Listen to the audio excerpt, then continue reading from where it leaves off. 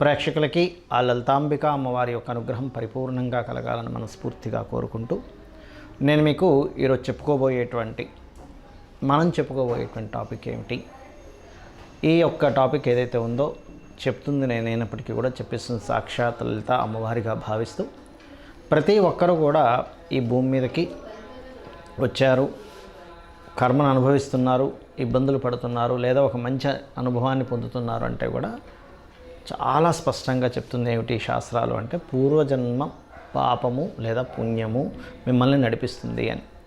అయితే మనకి జ్యోతిష్ శాస్త్రంలో ఈ పూర్వజన్మ పాపం ఎలా తొలగుతుంది, మంత్ర సాధన వల్ల తొలగుతుంది అని చెప్తూ ఉంటారు.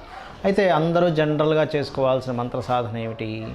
సూర్య నమస్కారాలు చేసుకోవచ్చు, లలిత సహస్రనామాలు చేసుకోవచ్చు, లేనట్లయితే ఏదైనా ఆలయంలో సేవ చేసినా కూడా వాళ్ళకి పూర్వజన్మ పాపము తొలగుతుంది, కర్మ తొలగుతుంది అని చెప్తూ ఉంటారు. మరి ప్రతి లగ్నానికి గుర్తుపెట్టుకోండి, ఒక్కొక్క లగ్నం 12 లగ్నాలు ఉంటాయి.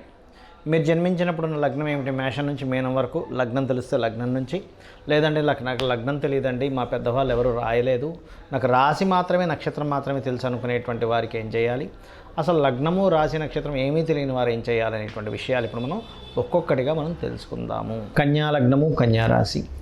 లగ్నం తెలిస్తే లగ్నం నుంచి చూసుకోండి, లేదంటే రాశి మాత్రమే తెలుసు నాకు అంటే రాశి నుంచి కూడా చూసుకోవచ్చు. అవేవి తెలియదు అనుకునే వారికి నేను ఆఖరిలో కూడా నేను మీకు చెప్తాను ఎలా చేయాలి ఏంటి అనేటువంటిది. అయితే ముఖ్యంగా మీకు కన్యా లగ్నం వారికి ఎలా ఉంటుందంటే లైఫ్లో చాలా మట్టుకు ఇంకేముంది, కర్మ తొలగిపోతుంది, నేను క్లియర్ చేసుకోగలుగుతున్నాను, నేను నా శక్తితో నేను చేయగలుగుతున్నాను అన్నట్టు అనిపిస్తుంటుంది. మళ్ళీ ఇంకో కొత్త కర్మ కనెక్ట్ అవుతుంటుంది. మీరు అబ్జర్వ్ చేయండి, ఒకటి అయిపోయింది వెంటనే ఇంకోటి స్టార్ట్, ఒక అప్పు తీర్చేసాము ఇంకోటి ఏదో కనెక్ట్ అయిందండి అంటూ ఉంటాం. ముఖ్యంగా ఇక్కడ తల్లిగారితోని కొన్ని ప్రదేశాలు మారడం వల్ల, లేదా ఏదైనా కళా సంబంధించిన విషయంలోని ఏదైనా ఫుడ్ రిలేటెడ్ బిజినెసెస్ పెట్టడం వల్ల, కొన్ని ప్రయాణాల వల్ల, కొన్ని ఎమోషన్గా కొన్ని విషయాలు లైఫ్లో చేయడం వల్ల ఎమోషన్లో ఆ పని చేసేసానంటే అయ్యో ఇప్పుడేంటి నాకు అదో పెద్ద ఇబ్బంది చేస్తుంది అంటూ ఉంటారు. వీటి వల్ల మీరు కర్మకి కనెక్ట్ అయిపోతారు. పూర్వజన్మ కర్మ ఆ రూపంలో మిమ్మల్ని కనెక్ట్ చేసుకుంటుంది. అంటే దానికి కొన్ని ఛానల్స్ ఉంటాయి, దానికి కొన్ని రూట్స్ ఉంటాయి, ఈ రూట్స్లోనే వచ్చి పట్టుకుంటుంది. అయితే పర్సనల్ చార్ట్ ఈజ్ డిఫరెంట్. మళ్ళీ పర్సనల్ చార్ట్లో ఇంకొంచెం ఇన్డెప్త్గా వెళ్ళి వాళ్ళకున్న గ్రహస్థితిని బట్టి చూడొచ్చు. అయితే జనరల్గా మాత్రం ఇది ఖచ్చితంగా ఈ రూపంలో వస్తుంది బేసిక్ లెవెల్స్లో చూసుకుంటే. మరి దీన్ని తగ్గించుకోవడం ఎలాగా? మీరు వెంకటేశ్వర స్వామి యొక్క మంత్ర సాధన అద్భుతమైన ఫలితాలు ఇస్తుంది. ఓం నమో వెంకటేశాయ గుర్తుపెట్టుకోండి. ఓం నమో వెంకటేశాయ, ఓం నమో శ్రీనివాసాయ, ఈ రెండు కూడా అంటూ ఉంటారు. ఇది గనక మీరు చాంటింగ్ చేయడం మొదలు పెడుతూ మీ లైఫ్లో జరిగేటువంటి ప్రతి ఇన్సిడెంట్ని, ప్రతిదీ కూడా ఎవరైనా వచ్చి తిట్టారు, సరే ఆ వెంకటేశ్వర స్వామి అనుగ్రహంతో నా కర్మ వాళ్ళ రూపంలో తొలగించారు. ఎవరైనా రూపాయి ఇచ్చారు, రూపాయి మీరు ఎవరికైనా ఇచ్చారు, లేనట్లయితే ఏదైనా ఆహారం తీసుకుంటున్నారు, నీరు తాగుతున్నారు, ఎక్కడికైనా వెళ్తున్నారు, ఏదైనా పని మీద వెళ్తున్నారు, వెంకటేశ్వర స్వామికి చెప్పుకుంటూ వెళ్తున్నట్టుగా చేయండి. మీరే చూస్తారు ఎంత మిరాకిల్ జరుగుతాయంటే లైఫ్లో అసలు మీరు ఎక్స్పెక్ట్ కూడా చేయరు. అసలు అంత అద్భుతమైనటువంటివి జరుగుతాయి మీకు లైఫ్లో. అయ్యో ఇంత బాగుందా లైఫ్ అనిపిస్తుంది. కర్మ నుంచి కట్ చేస్తూ ఉంటాడు. అంటే మీరు ఏదైతే ఇరుక్కోవాలో దాని నుంచి బయటపడడం జరుగుతూ ఉంటుంది. అలాగే మీకు వీలైనంత మట్టుకు అన్నదానము చేస్తూ ఉండండి. మీ కర్మ ఎక్కడ మీకు కనెక్ట్ అవ్వకుండా తొలగిపోతూ కరిగిపోతూ ఉంటుందంటే ఇది ఎలా అంటే చూడండి, చెప్తూ ఉంటారు మనకి ఏదైనా బాడీలో సంథింగ్ మెడికల్ పరంగా ఏదైనా ఇబ్బంది వచ్చిందనుకోండి, డాక్టర్స్ ఏం చెప్తారు, ఏమంటే మీరు ఈ ఫుడ్ తినకండి, ఈ ఫుడ్ బాగా తినండి, ఈ ఎక్సర్సైజులు చేయండి, ఈ జాగ్రత్తలు తీసుకోండి, ఈ పథ్యం పాటించండి, ఈ ఫ్రూట్స్ ఎక్కువ తినండి అంటూ ఉంటారు. అలాగే మన జ్యోతిష్ శాస్త్రంలో కూడా వీటికి దూరంగా ఉండండి, అన్నదానాలు చేయండి. ఇవి మీరు చేసి ఈ మంత్రం కనుక చేశారు ఖచ్చితంగా మీకు 100% మీరు మీ యొక్క కర్మ సంబంధించినటువంటి వాటిలో ఇరుక్కోకుండా బయటపడడం జరుగుతుంది.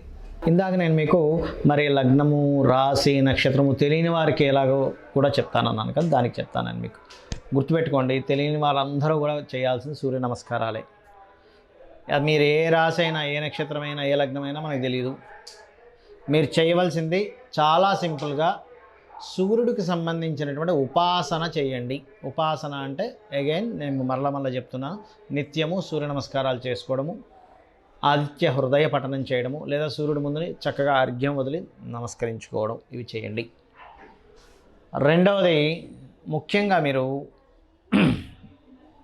మీ తండ్రి గారి యొక్క సేవ, అదేవిధంగా తండ్రి తరపు వారి యొక్క సేవ, మరియు పితృదేవత సంబంధించినటువంటి కార్యక్రమాలు చేయడం. పితృదేవతలకి అంటే మాసికాలుగా ఇట్లా ఉంటాయి కదా మనకి, సంవత్సరం చేయాల్సినటువంటివి కానివ్వండి. అదేవిధంగా మరొక విషయం ఏంటంటే ఈ గోసేవ కానివ్వండి, దేవతా సంబంధించినటువంటి అనుగ్రహం కానివ్వండి, ఇవన్నీ కూడా ఏమిటంటే ముఖ్యంగా మీరు అర్థం చేసుకోవాల్సినటువంటిది, ఇక్కడ ఏది తెలియదండి, నక్షత్రం తెలియదు, లగ్నం తెలియదు, ఏం భయపడాల్సిన పని లేదు.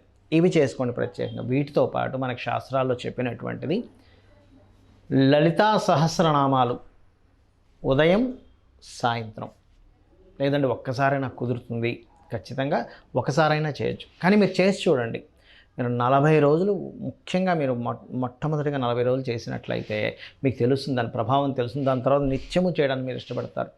మరి మీకు సందేహం కలగొచ్చేమండి, ఇక్కడ మరి మేము స్త్రీలైతే ఎలాగా, మాకు నెలకొకసారి మనకి మంత్ అనేటువంటిది ఉంటుంది కదండి, మాకు ఉంటుంది కదండి, పరిస్థితి ఏమిటి అంటే, అప్పుడు నేను చెప్పేది ఒకటే, 20 రోజులు చేయండి. ఖచ్చితంగా మీకు ఆ మార్పు అనేటువంటిది మీరు చూస్తారు. పూర్వజన్మ కర్మ ఇక్కడ ఏంటంటే పూర్తిగా తొలగిపోతుందా వెంటనే 40 రోజులు అంటే కాదు, బాగా అర్థం చేసుకోండి. దాని ప్రభావం తగ్గుతుంది, దాన్ని మీరు హ్యాండిల్ చేసేటువంటి శక్తి మీకు వస్తుంది.